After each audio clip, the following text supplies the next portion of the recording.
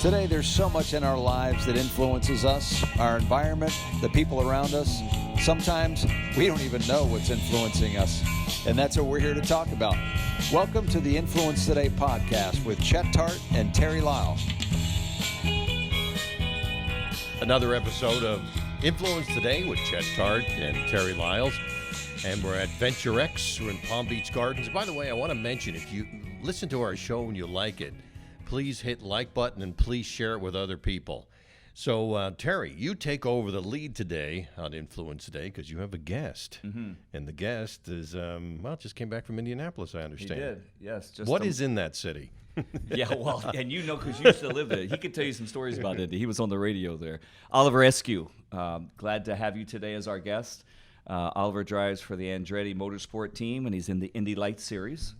And for you that aren't familiar with that, it's kind of like the feeder series to IndyCar, and most of the most incredible drivers come through the IndyCar series, through the Lights series, and that's why they create it. So it's a great system. So you live here, actually, which is great, in Jupiter, pretty close to where we are. So we wanted to have you on and talk about your win at Indy, which was incredible. And so thank you for being here. Yeah, thanks for having me. This is awesome. Yeah, it's very local, so it's nice to spend a couple weeks back at home before I get back at it. Our next race is in Road America in 2 weeks. So, currently leading the championship in Indy Lights by 11 points, which isn't much at all. But it's good. It's good. It's a good place to be. And you've won 3 races this year. Yeah, 3 so including far. Indy, which is the big one.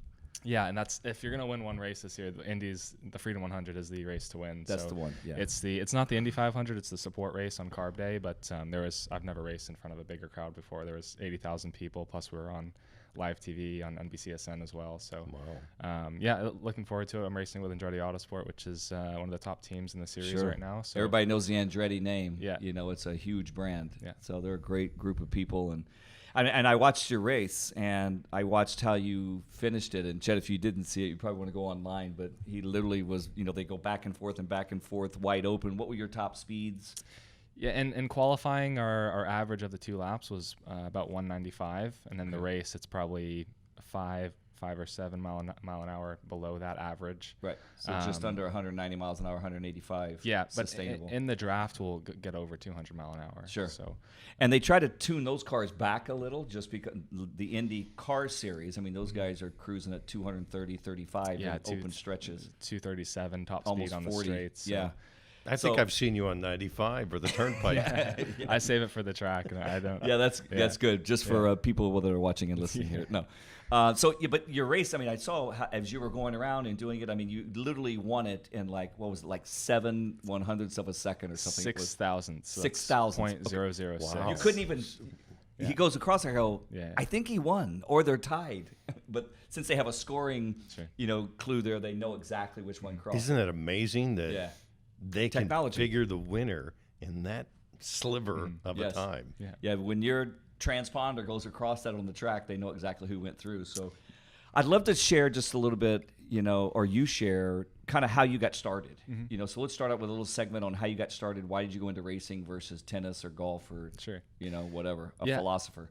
So unlike most racing drivers, it doesn't run in the family for me. Mm-hmm. So it was kind of something that my father and I stumbled upon when I was 7 or 8 years old. I think my dad bought me my first kart when I was 8.5, 9. But we first started out at Palm Beach International Raceway, known then as Moroso Motorsports Park. I think this was 2006, 2007, around there. And we went out there to rent the go-karts, I think, for my birthday. And I went out there a couple more times, and I thoroughly enjoyed it. And it was something that my dad can kind of do like a father-son hobby at the time. Nice. And so he bought me a little Comer 80 cadet kart, like baseline that most racing drivers start in at that young age. And we raced at the time it was called the John Smith Subs Club Series, and there was myself and 1 or 2 other drivers out there, I think, every other weekend. And I eventually started to race, regionally and became noticed by a team called Ocala Grand Prix from Ocala, Florida. And they sponsor a couple drivers every year. And that was about when I was 11 or 12 years old.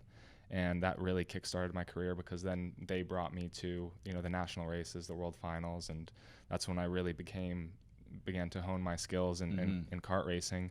at a young age. And, without that help, I don't think we would have been able to continue because, we sold the boat. We mortgaged the house.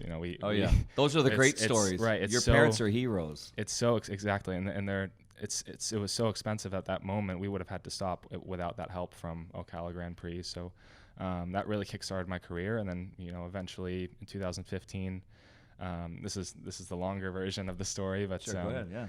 I had the opportunity to go race in Europe with a factory go-kart team in 2015, and actually the two industries from karting to car racing, they're quite separate. It's very hard to make the step. And in 2016, I made the call to Jeremy Shaw, who runs the Team USA scholarship program. It's like the entry-level F1600 scholarship program that brings drivers from karts to cars, and I ended up winning that scholarship, which brought me to England in 2000.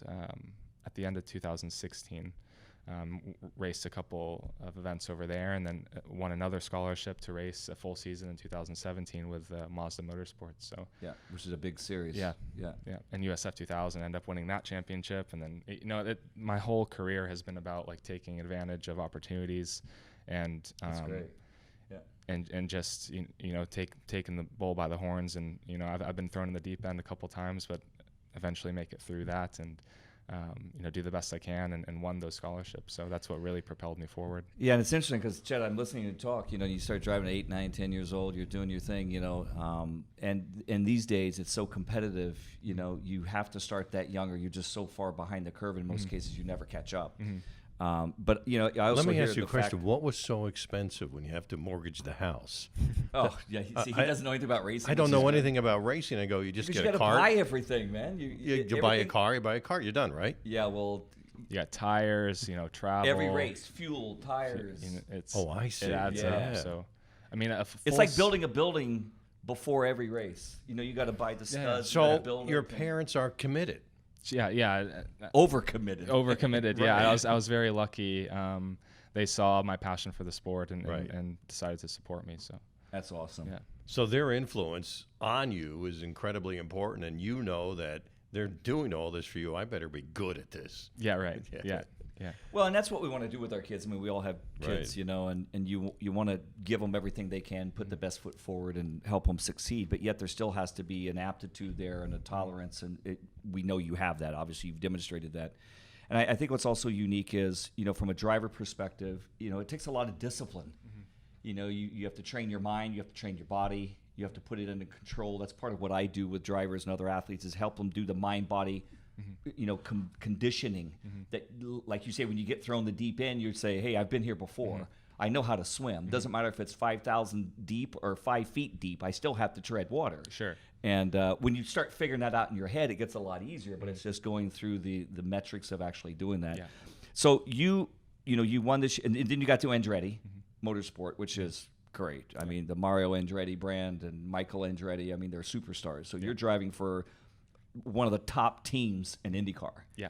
And that's got to be like a little surreal at times, I'm sure. Yeah, it's huge. In 2017, I raced with Kate Motorsports, a smaller team based out of St. Petersburg, and actually they prepared me very well for the opportunity to. Actually, I raced for them for 2 years, 2017 and 18, in the road to Indy, and they actually prepared me very well to move on to that Andretti Autosport step. And the systems are very similar, and I feel like I've gelled very well with the team so far. Obviously, there's way more resources than I've ever had in the past, and I think that just helps me. Your mom and dad's got to be happier. Yeah. They're like, okay, there's a little parachute umbrella and a boat under us. Yeah. And I want you to say something, because, Chet, you asked something very important. It's like, how expensive is this sport? Well, it's not like buying a racket or some. Or like when you buy clubs. Golf clubs and you start winning, you win a couple $100,000. So what do you win? I mean, what is the return on the value of this? That's what I'm getting at. And mention your sponsor, because I'm sure that's the first question you had to sell them on. Index Invest, which is a great company. I've met with them, and I've been in their offices here in Jupiter, and but they had to understand it too, because they know nothing about racing. Sure. We were watching the 500 together in a restaurant. I'm with them doing a brunch, and they literally know nothing. I think you guys were like, your season was like the first time they've ever seen racing. I think so. Yeah, I think it was. Because they were asking like very elementary questions. I thought it was humorous actually, but still he invested a lot of money for your season. Right. So how does that conversation go? Yeah, so I mean, what's on the line this year is $1 million to win this championship, and that gives you a chance to move on to IndyCar next year. 'Cause, I mean, a season in IndyCar is $5, $6, $7 million To win or to pay? to race. To race. Okay. So it's about $6 million. You got to a year understand. per car. You got to be clear. Yeah. I mean, the typical listener may not go, "Oh, really? You have to pay $6 million to race?" Yeah. In and that then you race. might win some back, but yeah, it's expensive. Yeah, it's very expensive. And If you win the race or you come in second, can you make it back? Yeah, so I mean, we make it back on exposure and marketing right. as a sponsor. Well, it really depends on what the sponsor wants. There's different catering that teams and drivers can put towards a sponsor. Just depends on the situation that they're in. But right now, our Indy Lights season, it's a little over $1 million. But let's go back to the question he asked. When you walked in and talked to these guys, Index, and you said, "Hey, I need whatever you need. Will you sponsor me?" How'd you sell that? What'd you say? Yeah, you've got to look at where IndyCar is going at the moment. I mean, my plan is to race IndyCar next year, and Index Invest, that they're behind me to race next year. But you have to look at where IndyCar is going and what kind of exposure that they're bringing to the table. Right now, the winner of the Indianapolis 500, for example, just won $2.5 million. Right. So you got to look at that return as well, and what. And the exposure with that. And the exposure combine, with that as well. It's all year. I mean, he's right. on like every news show, for the next 2 weeks, and he's on all the talk shows, and then goes to the next race. So the exposure is huge for. So it's really a marketing piece. After you win the money, it's all marketing after that, correct? Yes. Okay. Yeah, and we're on live TV as well. It was on I think for the first time the Indianapolis 500 was on NBC, which was massive. They're on NBCSN or actually NBC tonight. Tonight they're in Texas. At Texas, so. That's they're getting massive exposure right now, and they're on the rise, and a lot of people are noticing. When a car goes to victory lane, the first thing you see is the logo on the side of the car, Right. And you can go way beyond that to get returned to a sponsor. Have you had more interest since you won Indy? Yeah, a bit. See, this is how it works. Yeah. You win one of the biggest races in the world, and more people start looking at you. Yeah, sure, and. We as drivers, we look at ourselves as a commodity to the team. Just like the teams would hire an engineer for the car, they have to hire a driver to put it to the front as well. That we're the heart of the car. We're what's making it go fast. So back to your point about preparation, and this is my job every single day.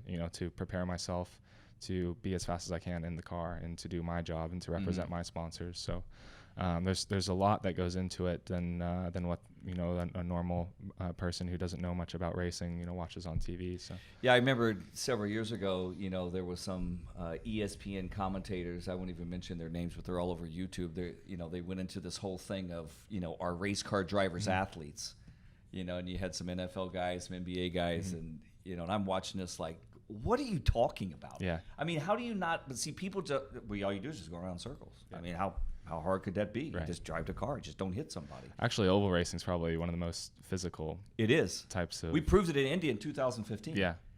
Heart rate sustainable from 158, 60 beats a minute up to 190 beats in precarious positions. Right. And sustained for 3 to 4 hours. So you think you're running in a dead run for 3 to 4 hours, at least a solid jog. And it's not like you can get out of the car. You don't have brakes.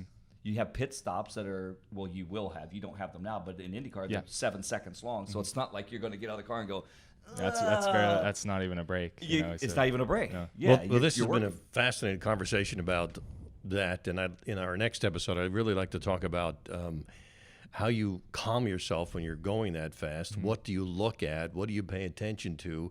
And everything that Terry talks about is you're under stress. Can you bring that all up in our next episode? Sure. We'll come back. We'll talk about your future a little bit too. Yeah, sure. So the last question I have is for this one is Index. Are they happy? Yeah, I think so. I mean, they're our main sponsor on the side of the car right now, and we also have Bob Stellerick and the Stellerick Company, who's a construction company based out of Orange County, who's actually the owner of the car. Right. They're our sponsors as well. We have Wavelength Images, who's a part of Index. It's a videography company that actually just made a video, a highlight video after the Freedom 100. So we have also Spire Sports Entertainment as our agency out of Charlotte.